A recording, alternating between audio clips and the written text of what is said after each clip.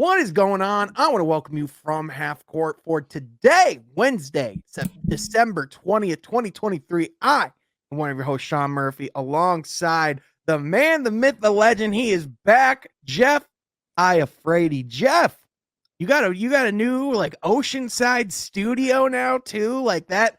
Them morning Woodward checks hitting diffy these days, huh? Well, I left the mansion, Sean. Now I'm contemplating suicide, jumping into the Detroit River here. So it's a different setting, but hey, I needed some fresh air. I've endured too much this season. We're all wearing black for a reason. So Yeah. I'm just here getting a fresh air out here. You know what I mean? I needed a break. I did. Yeah. Mental health is not great lately. Yeah, we all did not intend to be dressed as if we were going to a funeral or as if, the current state of our internal souls. But, here we are. Also joining us is another beautiful man, myth, legend. The broomstick is back in the corner, making its beautiful return. The man, the myth, the legend, T-Roy. Sir Troy, how's it going, my guy?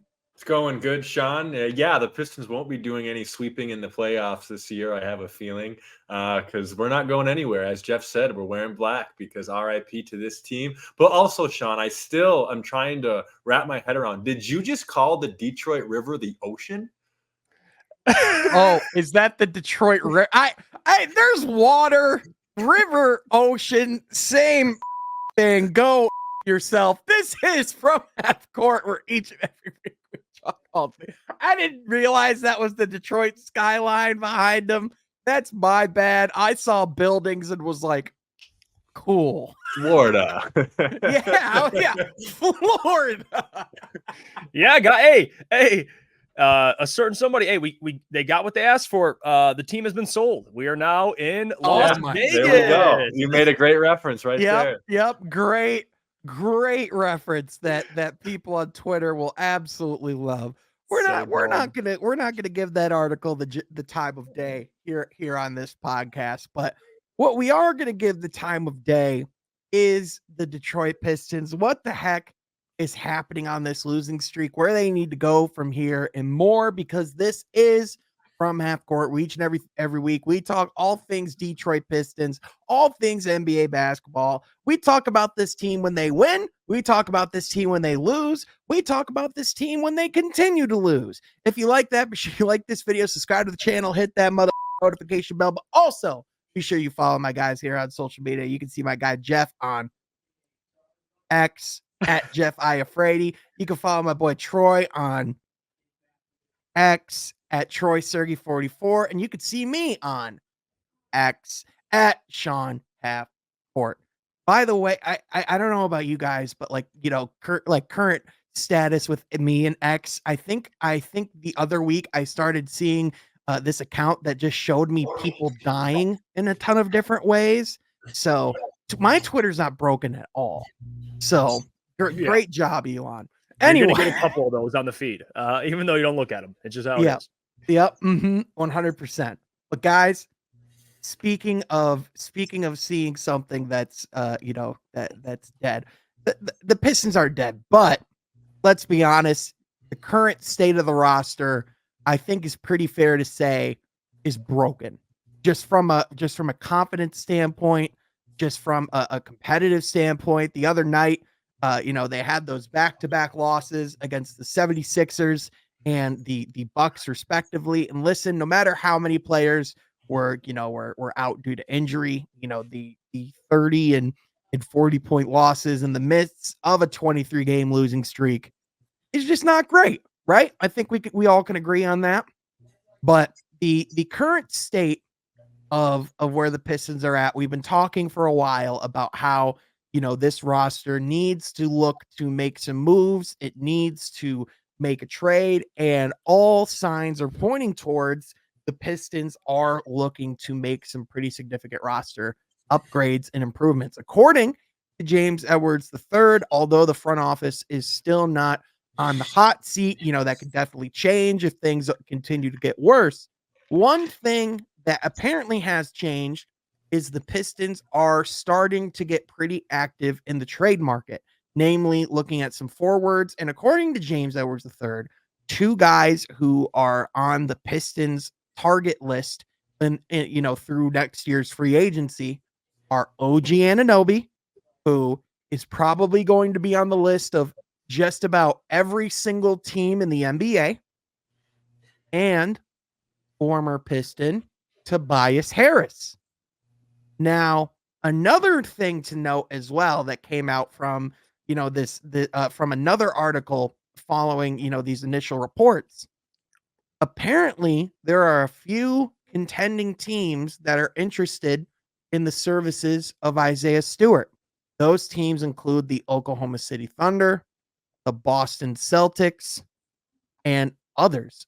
I mean, guys, when I saw that, I mean, I was like, I said it, I was like, oh, what a shocker. Like, some of the best franchises in basketball want Isaiah Stewart. It was the Dallas Mavericks were the other franchise that wanted him, which, I mean, I could see Isaiah Stewart personally thriving in any of those contexts. It would certainly be interesting. What was your guys' reactions when you heard those names? What are there other players that you would love to see the Pistons maybe target as well? And when do you think do you think it's too late at this point even to make a move? Because I understand, like, we wanted to see this team play, consequential basketball. That was like the big thing that we talked about this season was, playing meaningful basketball towards the end of the season. And I mean, right now they're just trying to play to win some basketball. So, like it's definitely not the situation that we thought they were going to be in, but it doesn't necessarily mean that this thing won't ever turn around either. Right. Right. And I think for me, to answer your second question first, Sean, yeah, it is time to make a move because you have to start doing something that's heading in some type of direction that's not the status quo with this roster, with this team. And we've talked about, yes, we like the roster, but guess what? The roster is not getting things done on the basketball court. And I think a trade would at least shake the roster that stays, right? The players that don't get traded will give them an incentive, I think, that, okay, our management is starting to care about, right? Us this season still, as far as making sure that we're making steps at least in the right direction. And I think steps in the right direction is the best thing I could say. And I think a trade, no matter what type of trade it is, as long as you do something and not just keep this current roster out there, then I think that's a success in my book. And to answer your first question, the names as far as potential future players, as far as free agency, like an OG Anunoby, Tobias Harris, yeah, I mean, those are wings that can shoot the ball, that can play good defense. That's kind of exactly what our roster needs. So those names don't surprise me at all. And like you said too, wow, a competitive guy like Isaiah Stewart, who wouldn't want him on their basketball team? So no, I mean, zero surprises in either one of those things. Yeah, I mean, something has to happen to stop the bleeding. So I think we all can agree there. I mean, the Pistons are on a 23-game losing streak. They have the worst record in the NBA. The second closest team is Portland. They've lost 7. So just to get, they have, in terms of the losing streak, no one's even close. So for the Pistons to answer the question of, whether or not they should acquire somebody or how much pressure should be on them to acquire somebody. Yeah, I mean, Pistons fans would like to see Troy at least try and make a move. Now, you don't want to force anything either to where, because again, a lot of money this offseason, and to me, at least, if you're talking trade candidates, I would much rather have an OG Anunoby than a Tobias Harris because he's younger, he's better defensively, and he's a guy that I think if he gets more attempts and he has a bigger opportunity, he can no doubt give you 20 a game and be one of your best defenders. So I like the OG acquisition, but the real question is you got to get somebody that's a number 2 alongside Cade Cunningham, or even a number 1. As of right now, you got Cade, and you got a lot of guys that to me are 3s and 4s, guys that could fit around Cade and somebody else. I don't know how they get that done, Sean, and I don't know if OG Anunoby even would walk in and be your number 2. So that's concerning to me. I don't know the answer to that, but again, that's on Troy, and I think the pressure he's been under this season. I know people come at Tom Gores, but to me, it's on who constructed the roster. We like Troy. We like what he's done. Yeah.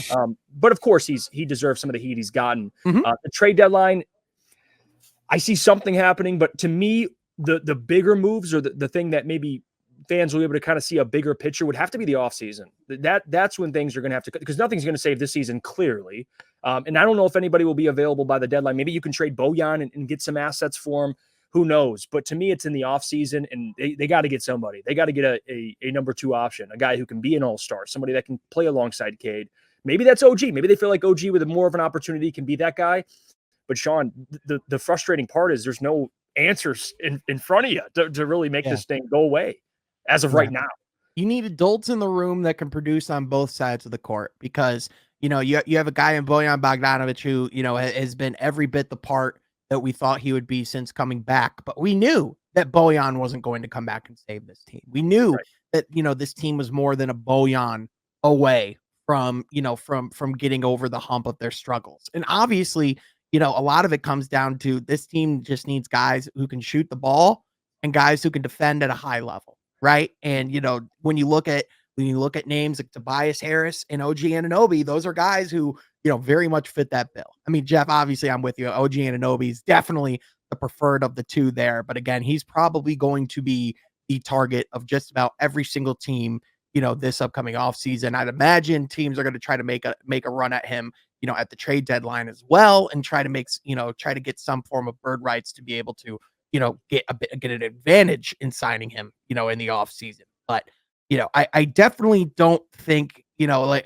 and granted, you know, it's one of those things where it's impossible not to feel, you know, a little like questioning about the direction and where things are going. But, you know, it definitely is important to, you know, consider just how much just having a couple adults, you know, on the court alongside a guy like Cade Cunningham, you know, is really going to do. Because I mean, we've seen this season, you know, we don't need to question as far as like, you know, can Cade Cunningham play basketball? We know he absolutely can. And, you know, maybe he hasn't, you know, done hasn't been everything and more of what people have wanted this season, still coming back from only playing 12 games of basketball, you know, last year. And even with that, to still be accomplishing, you know, statistically what he is, and, you know, for him to look the way he does on a night-to-night basis when he doesn't have proper spacing, or, you know, other guys who can consistently score, you know, alongside him every single night. I mean, that's a big thing. But, you know, also,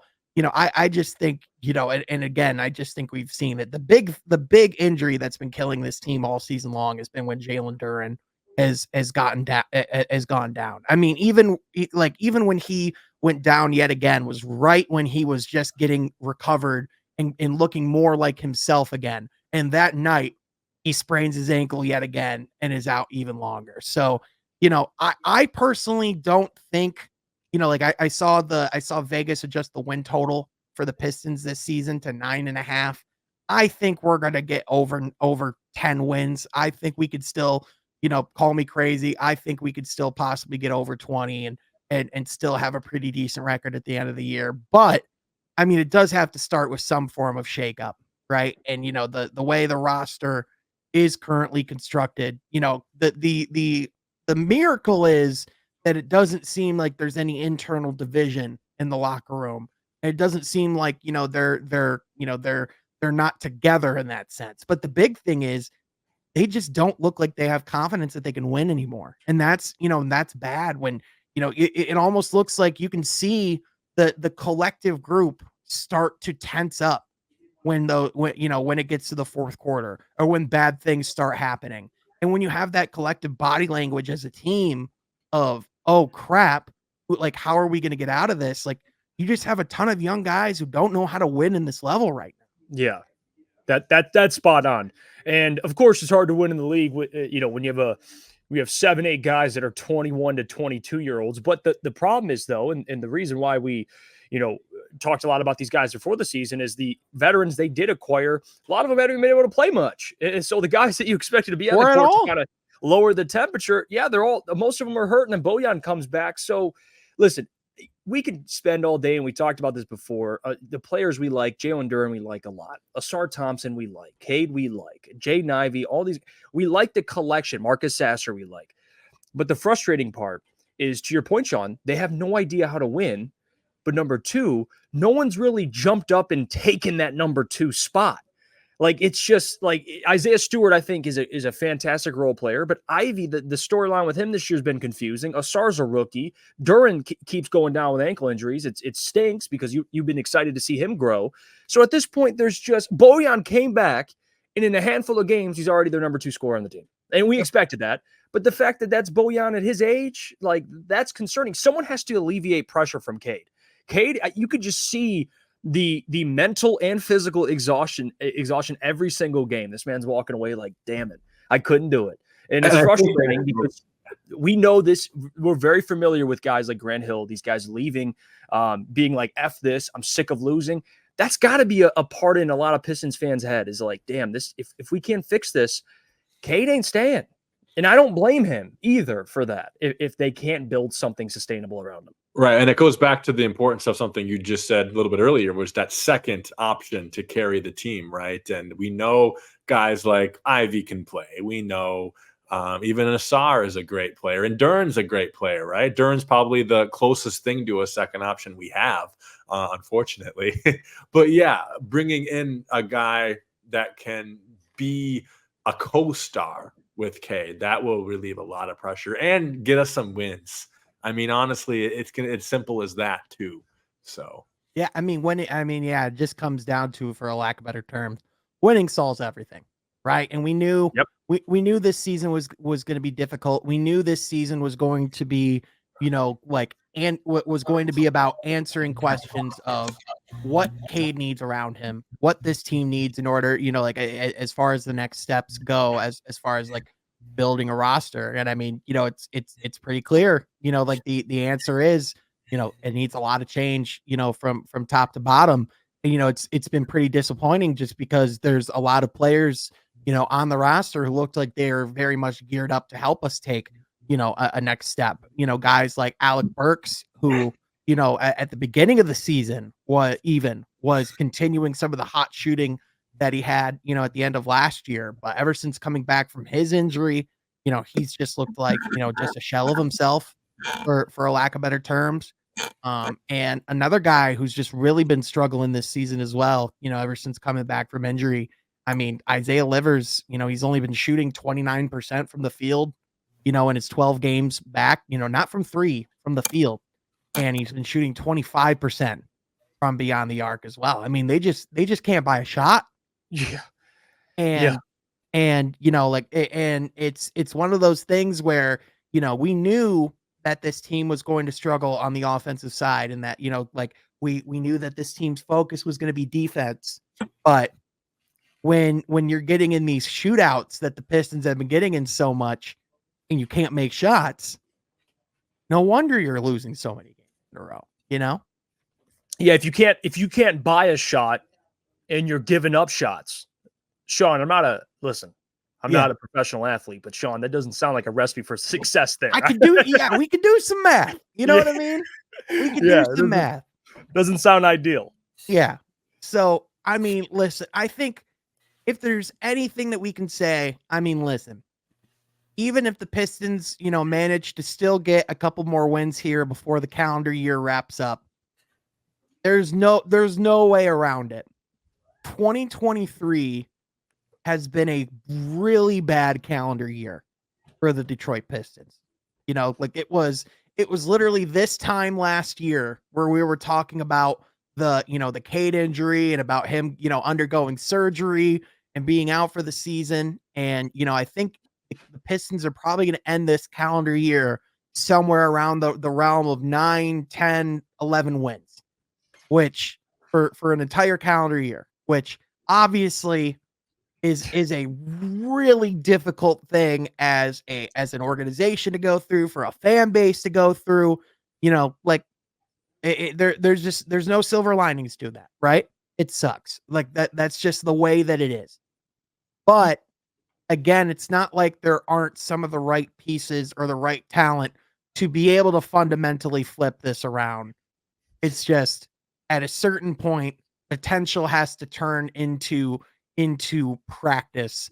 And at a certain point, there's going to need to be a shakeup of some form in the locker room. Because again, even though there's a lot of players that we believe in that building, there's still a lot of, really smart, talented people that are in this organization. I mean, when you're losing like these levels, and I mean, guys, let's just call it the way it is. This team currently has a worse winning percentage than the Charlotte Bobcats that after the lockout season had one of the worst, basketball seasons ever. Like we're not like this isn't a bashing the Pistons for bashing sake. This is where they're at, and this is what they got to get out of. And what's funny about that, I believe that the Bobcats team, I think they won like 30-something games before that year. So like they went way backwards. Pistons fans have just kind of been in this pit the last couple of years. And you know why I know it's bad, Sean and Troy? No one's talked about the draft. No one gives a damn. No one gives a shit who's a prospect. No one's brought that up at all. I know there's no Victor Wembanyama, but typically at this time of the year, Pistons fans start to, okay, this guy, this guy's no one gives a damn. It's just been stop the bleeding and people that are frustrated. And I think rightfully so, at least how it stands. And I don't want to blame, this isn't, that was my Google after the Bucks game the other night. This was what I was doing some research on. So that's on point. Been doing that since Troy came here. And guys, I don't think Monty Williams, I actually feel for him in a way. Like the dude just, it seems like he's saying the same. He's frustrated clearly. I know that'd be a route to go. It's like, what is Monty doing? He controls what happens on the court.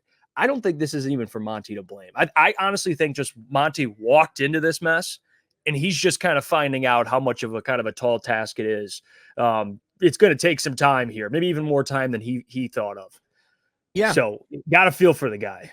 Yeah. And I mean, he had that interview with Mark Spears, Hall of Fame journalist, one of the best to ever do it, with the site Anscape. And I mean, Monty talked about just that, about how, this has been the biggest challenge of his coaching career, about how, having perspective of everything he's gone through, of losing his wife to cancer, and, having, thinking about how one day in the basketball world, you can be in Milwaukee, coaching on the sidelines in the NBA finals, and another you can be, losing your 23rd game in a row, and on the other side, of NBA history, and just the ups and downs that come with it. And although Monty certainly, is not absolvent of blame, I don't think, when you get to this level of losing streak, just about every single person, is subject to blame. That's fair.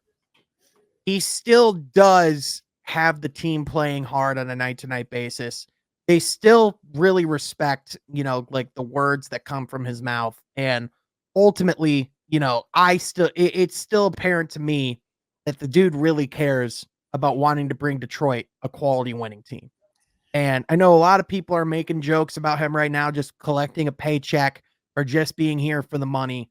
But I mean, just as someone that's been, around that locker room, or, has had the opportunity to be around the team a little bit more directly this year, I just would adamantly say that's just not the case. And and Troy, if you have anything, Monty, you can add that before I don't want to change the topic. So if you got any thoughts.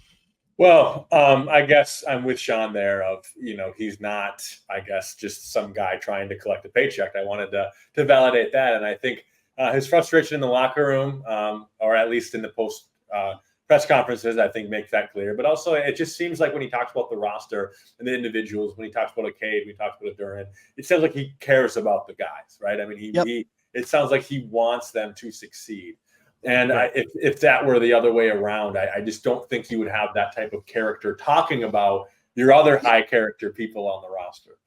Yeah, for sure. And I think ultimately too.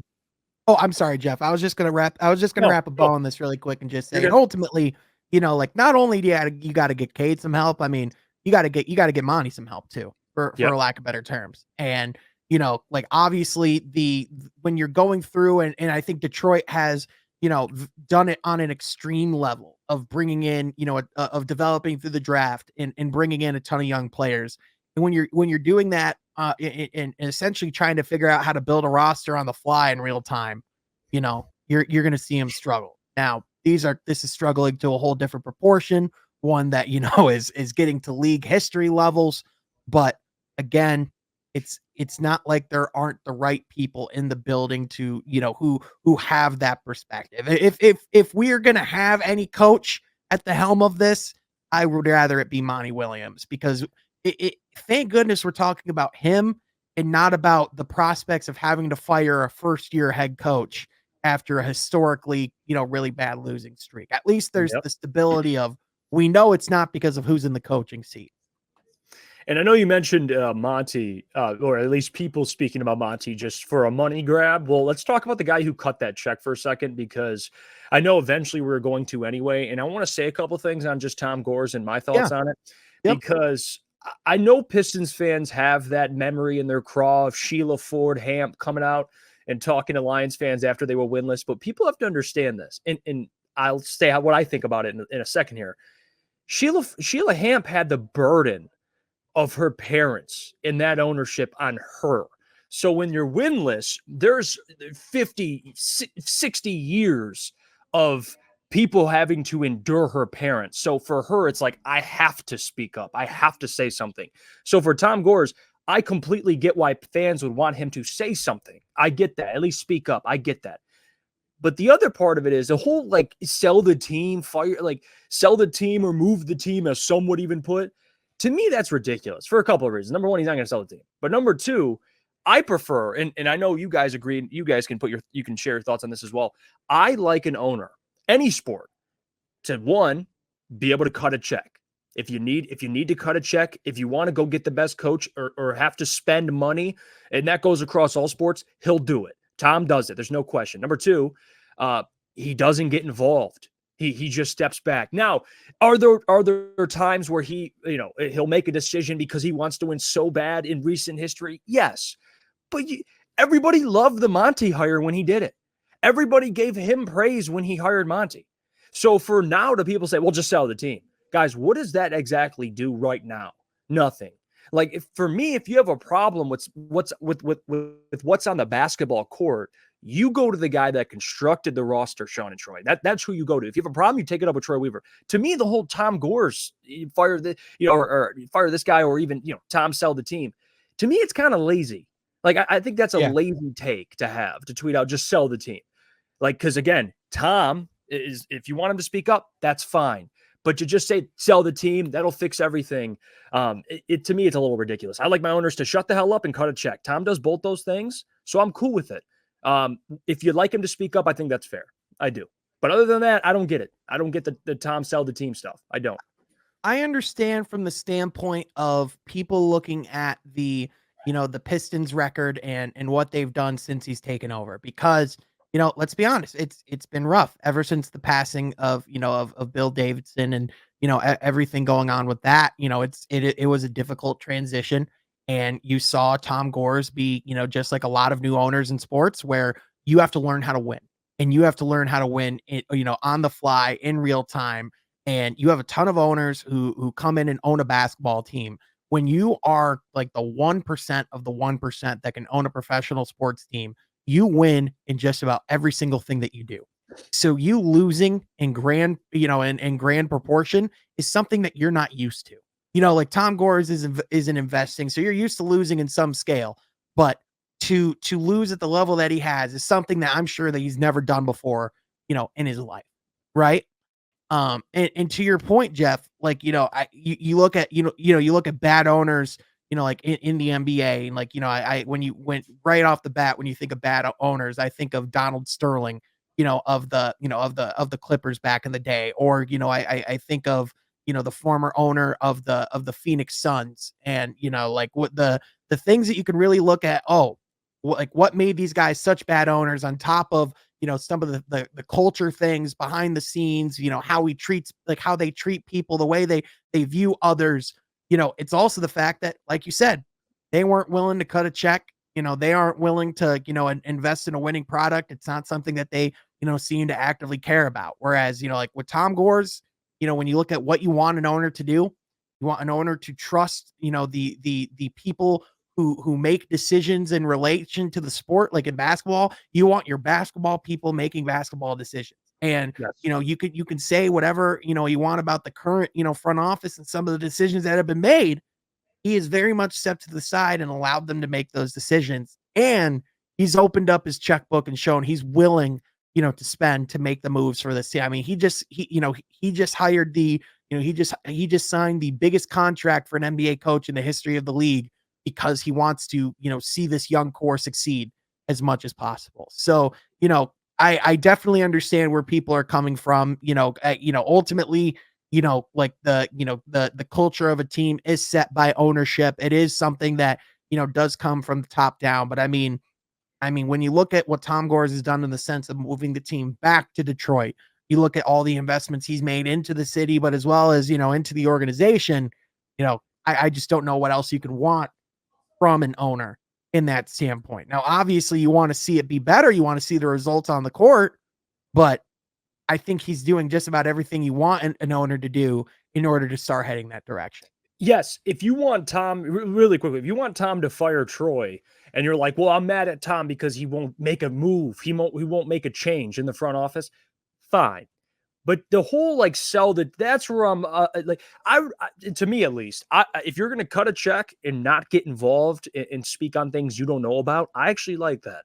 I would much rather have that than an owner who inserts himself in the draft process, in free agency, and dictates the next move for your franchise. I don't want that. And the fact that Tom stays behind the scenes and just cuts the check, I appreciate it. But of course, yes, you'd like the man to come out and say something if you lose 23 in a row. But that's the only criticism that I agree with, to me, at least. Yeah. To me.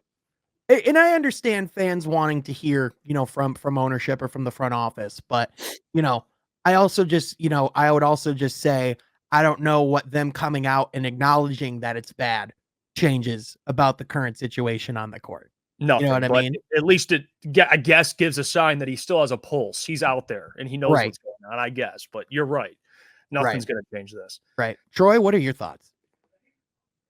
Yeah, you guys kind of all said it. I'm not in the camp yet. That's totally fire or even Gores, right, with selling the team. But I do think it's frustrating as a Pistons fan to see that there really has been no actual results in his tenure, right? Sure, he's gotten good players. Sure, he's gotten to the playoffs twice. But there hasn't been anything major. And I know we could say hirings of, GMs and coaches had something to do with that, before the Dwayne Casey era, and more talking about the Stan Van era. I know all of that's true. And yes, I am not going to sit here and say that's the solution. That's what we should be looking at to do right now. But it is something I think we can at least a little bit acknowledge that Tom Gores has not really done anything major for this franchise. Well, I mean, you can say that. To say he hasn't done anything for the franchise is just not true. With moving the franchise back to the city of Detroit alone is a Right. significant I guess thing for I the wasn't franchise. referring When I to talk, that. but when you talk about you could definitely say that there haven't been the results on the court, and that is absolutely fair. But again, we've talked a lot about why the results haven't been there on the court, and that is because if there is the thing that you can say of the biggest criticism of Tom Gores, of why they aren't seeing those results, it is because there was the lack of commitment of a direction for all those years, right? Like they wanted to get to the playoffs, but they didn't necessarily go and get a big star. When they did, it was a guy who was past his prime. And on top of that, they never, took it down to the studs, for a lack of better terms, to actually rebuild this thing until the COVID pandemic and until Troy Weaver actually came in. So, although I understand it, and I definitely agree with you in the sense of fans have the right to acknowledge that frustration. And you could definitely, the criticism of, the basketball product, the wins just haven't been there is definitely valid. Again, I would just bring up the perspective of, from what you want an owner to do, I don't know what else you could ask. That's just my opinion.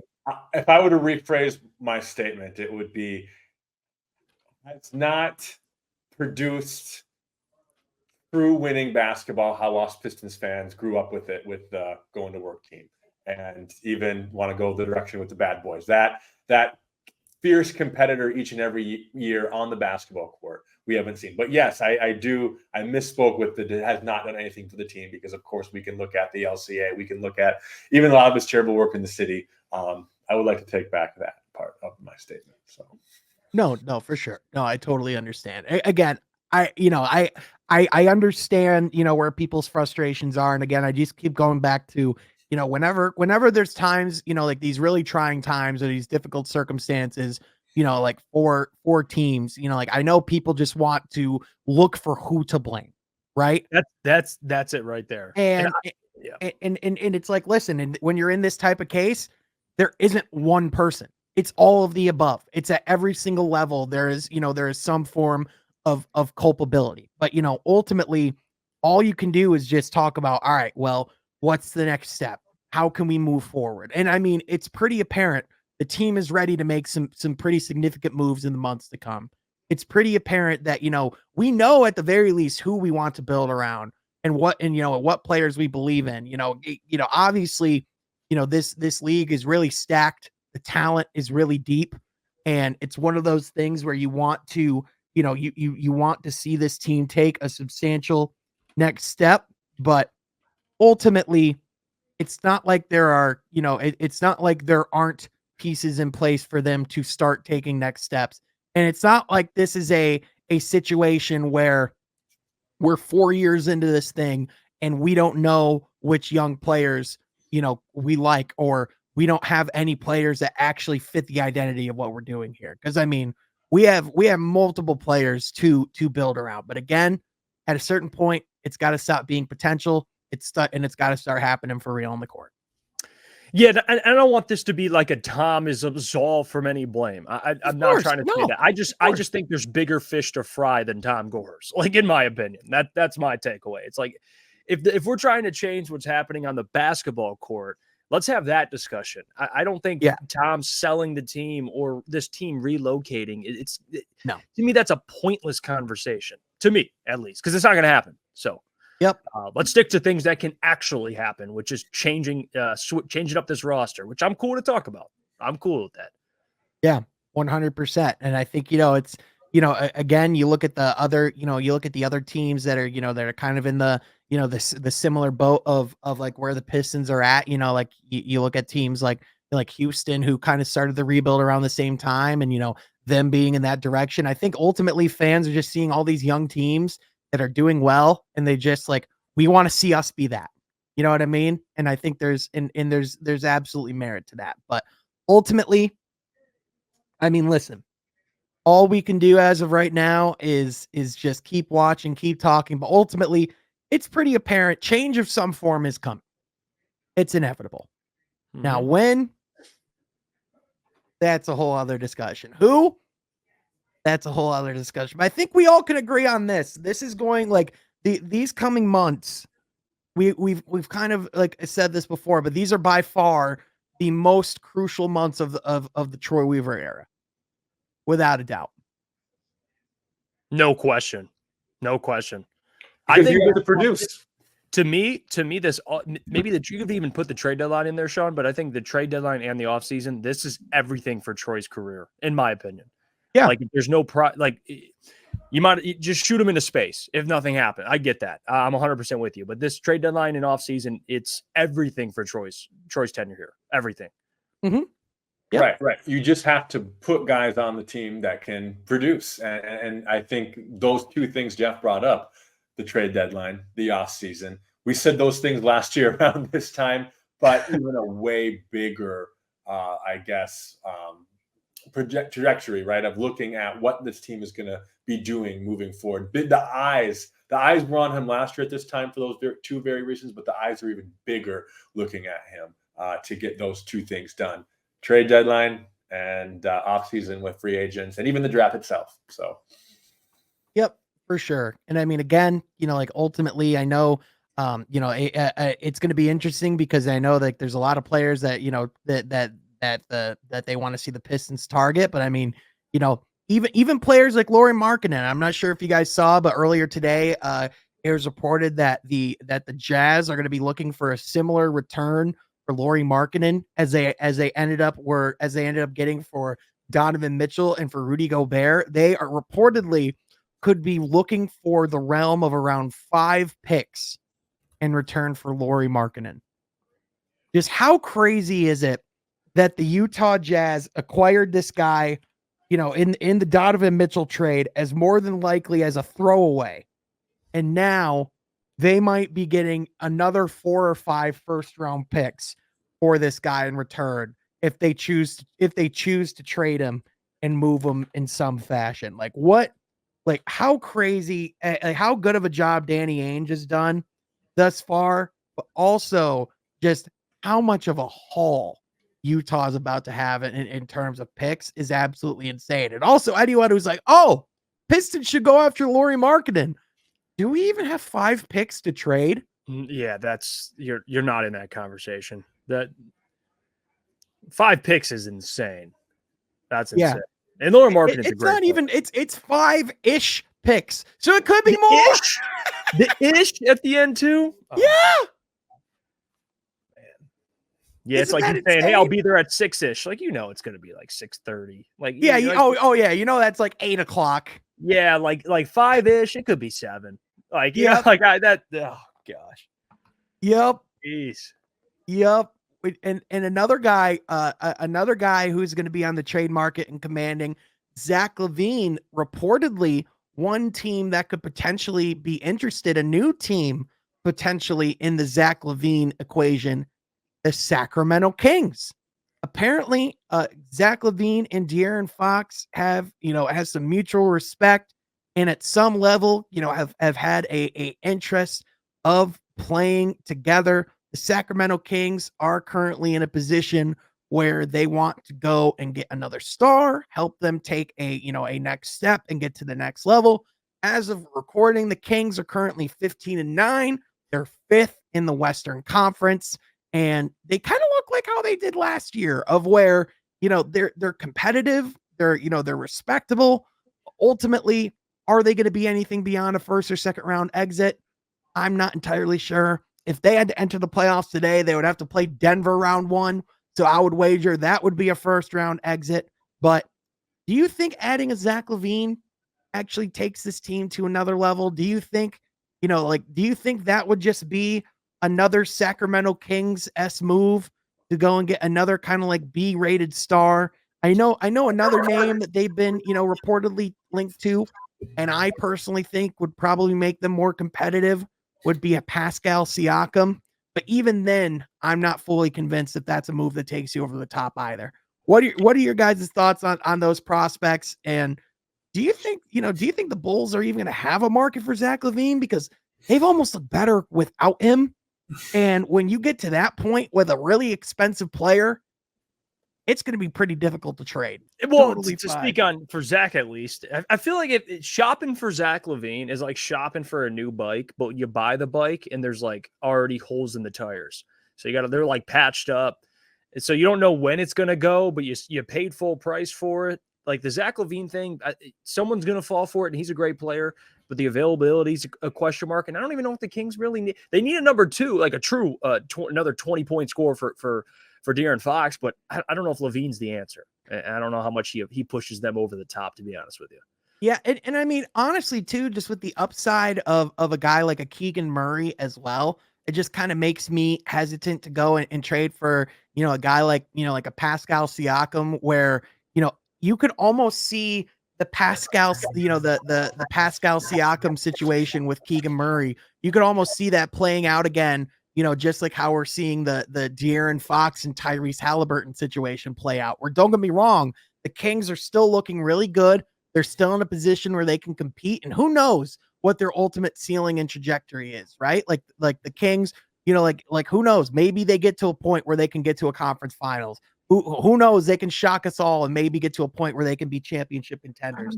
But in the same light, I know personally that if they had Tyrese Halliburton at the front of that ship and not a De'Aaron Fox, I would feel a little bit more confident about their chances the years to come. If they trade for a guy, I definitely think, I know OG Anunoby is another guy that, that they're interested in as well. I mean, it's pretty clear that, no matter what, it would definitely make them a more competitive team. I'm just not sure of those, of those players, which of them actually takes them to like that legitimate level, right? And again, that comes to, do they have that true number 1 guy? And again, I said it at the time. I still kind of feel that way after the in-season tournament and everything. I just think they're going to still rue the day that they traded Tyrese Halliburton. Absolutely. Yeah. He would. Now talk about a perfect fit. A guy like that, a 27 and 10, who's also great defensively. Yeah, they're regretting that one. Sabonis is a great player. I just think Tyrese is just better, and he's only getting better. So Right. They got what they wanted in that Sabonis and a Fox helped them get to the playoffs and a good seed and a good competitive first round. But if you want long-term success, Tyrese should have been your guy. No question. Oh, yeah, for sure. And I mean, again, at the time you could see, where they're coming from. And it's not like De'Aaron Fox isn't this explosive athlete, who doesn't have, like a lot of capability. But again, I mean, he's not even Tyrese Halliburton right now. And I mean, ultimately, it just speaks volumes, just how deep this league is, from top to bottom, where, like the Kings could go get a Pascal Siakam and still potentially not get out of the first or second round. You know what I mean? Like that Western Conference from top to bottom, is scary. Another team, by the way, who's starting to look really good that we were talking about being a total disaster class like earlier in the year, the Los Angeles Clippers have won 7 in a row.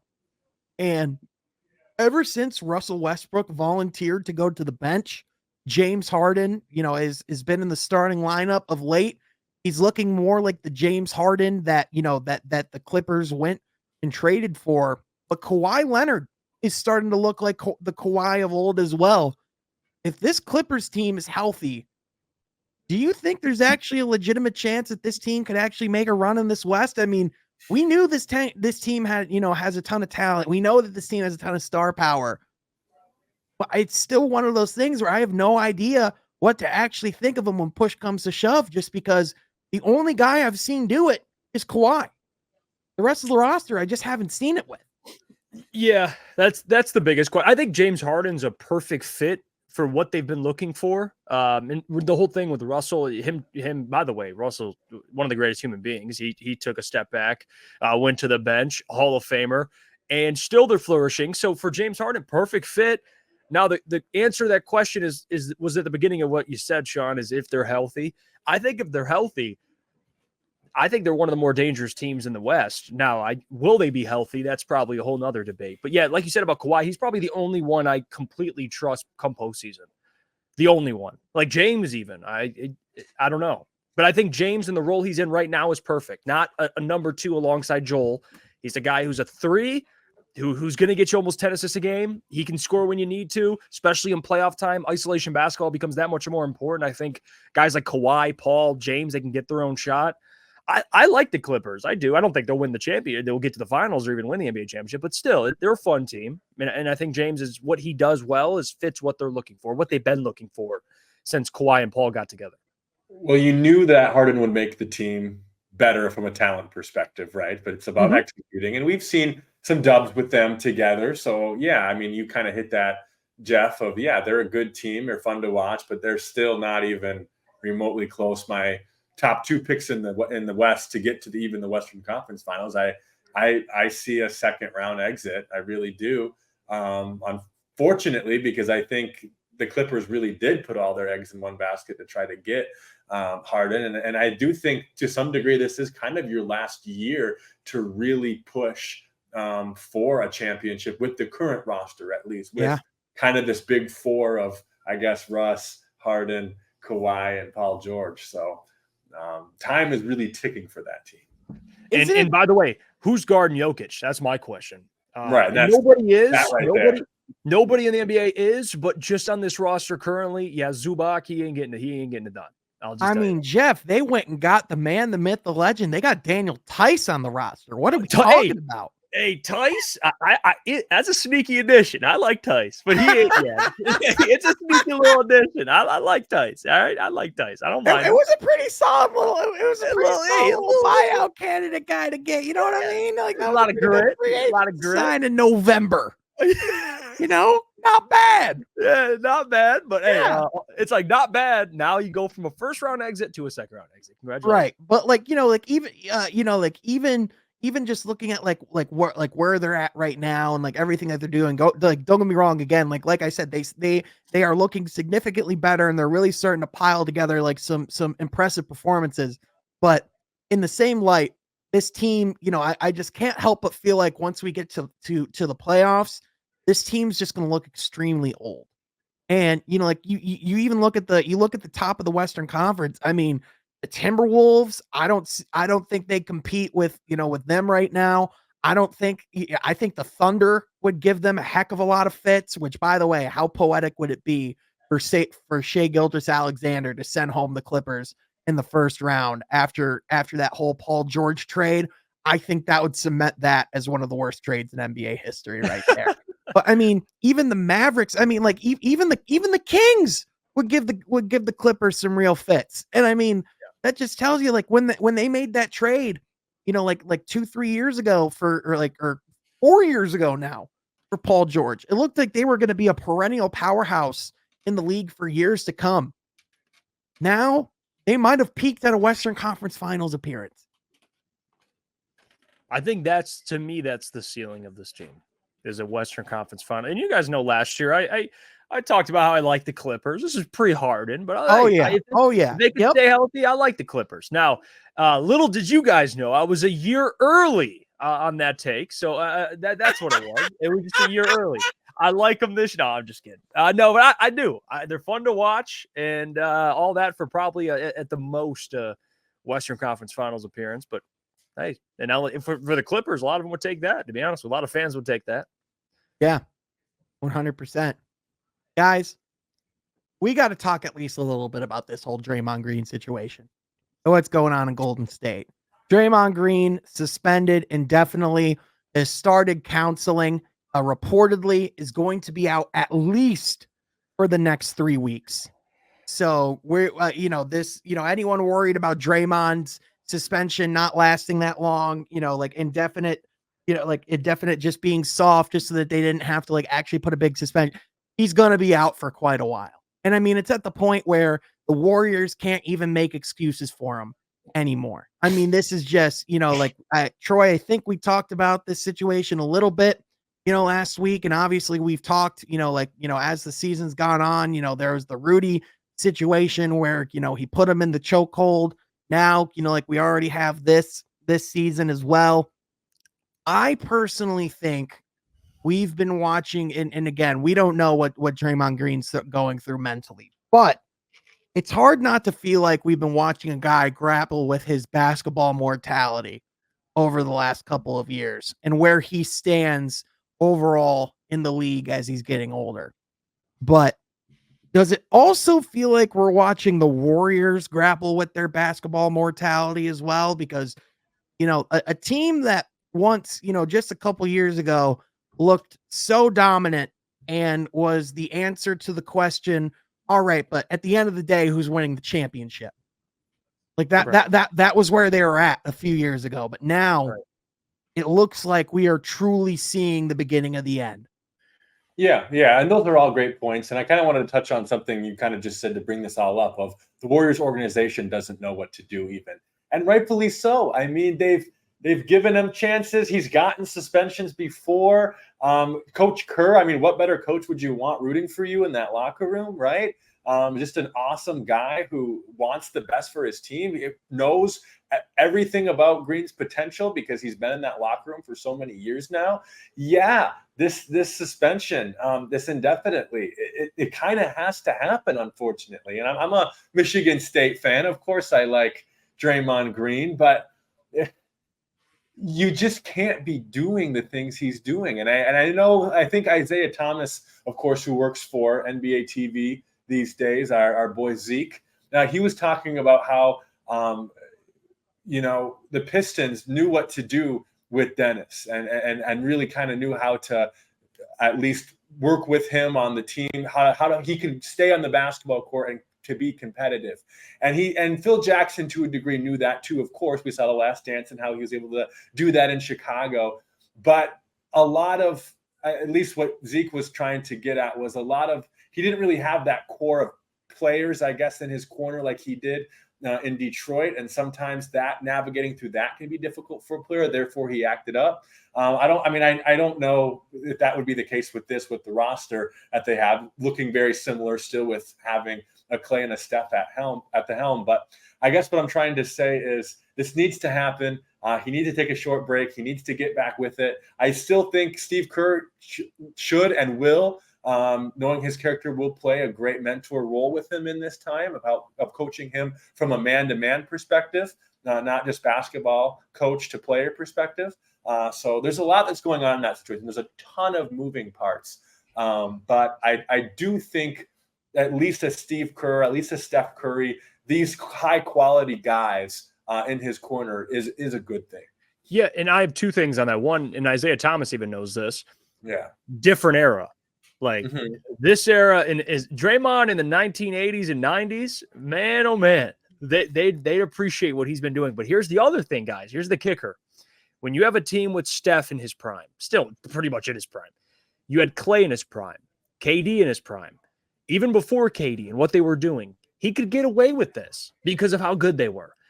Now you're getting, and how good Draymond was, because you knew, okay, the trade-offs, he's going to do this, but he's still going to be Draymond, and he's super valuable to what we do offensively and defensively. Now you're at a point where the Warriors are at the end of the road here, and Draymond's not the same player he was. So now if everything's highlighted when he does this, because the Warriors aren't the Warriors where they were before, and Draymond's not the Draymond he was before, so he can't get away with this stuff, Sean.